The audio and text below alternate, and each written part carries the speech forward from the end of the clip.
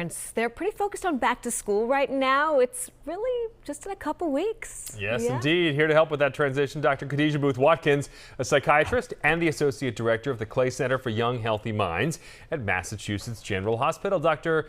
Booth-Watkins, good to see you. Thank you. Good to see you. All right, so we've talked about the transition back to a more normal bedtime after the summer. It's hard for parents and kids. We do know that a lack of sleep can really wreak havoc on our emotions, but are there signs to look for specifically in children?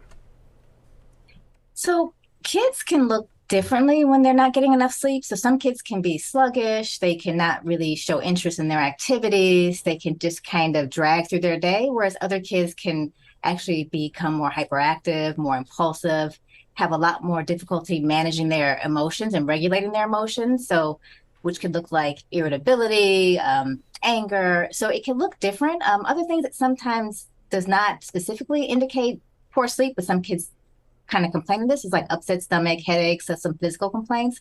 So it looks different for different kids, but this can definitely be also a cause of just not being able to focus and pay attention. And so sleep is so important for all of these reasons so that they can do well at school. Yes, so we know plenty of kids have probably been pretty schedule free for the summer. Now, after school time will mean maybe homework, studying. They'd probably prefer to be outside, hanging out, playing.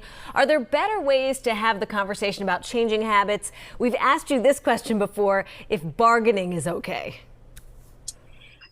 So definitely there are better ways to have this conversation, in that we don't necessarily want to bargain, but we want to collaborate with our kids around their new schedule, around their back to school schedule.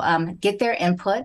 When you get their input, you get their buy-in, and then they're more likely to actually participate and actually follow along. So sit with them, talk about this plan, about after school, what time homework will be, what time will they kind of do their nighttime routine. It's also super important that they continue to have fun and go out and play and enjoy outside and be physically fit. So that has to be incorporated as well. The trick is really just going to be the magic in finding the balance, but so important to begin having this conversation. And your kids, so do you need to start to give them kind of notice? So in a couple of days, in a couple of weeks, tomorrow, we're going to start this schedule. So giving them some advance notice and planning with them is really important. All right, so unfortunately, the first few weeks of school in Boston will come with the extra stress of navigating the Orange Line shutdown.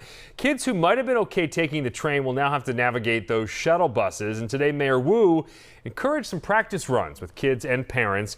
What other strategies might you suggest to reduce the anxiety for kids and for parents who, kind of send their kids out the door, even the older kids, and you got to make sure that you trust them to navigate it. But this is something that's hard for even adults to navigate. Yeah, this is going to be stressful for both kids and adults. And so I think the key here in this case, and actually in most cases, is really to start early and plan ahead.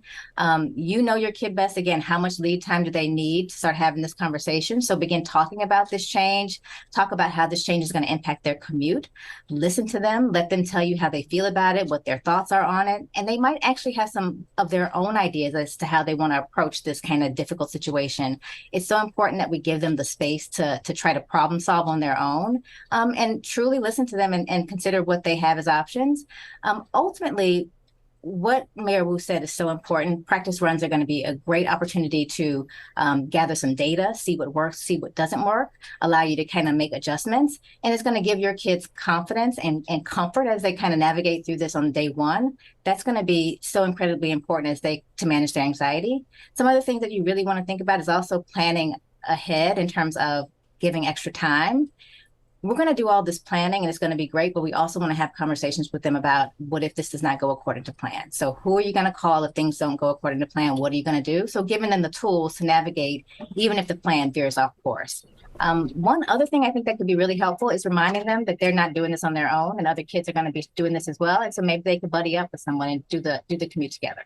Oh, good advice. Okay, Dr. Khadijah Booth-Watkins from Mass General, thanks as always for joining us.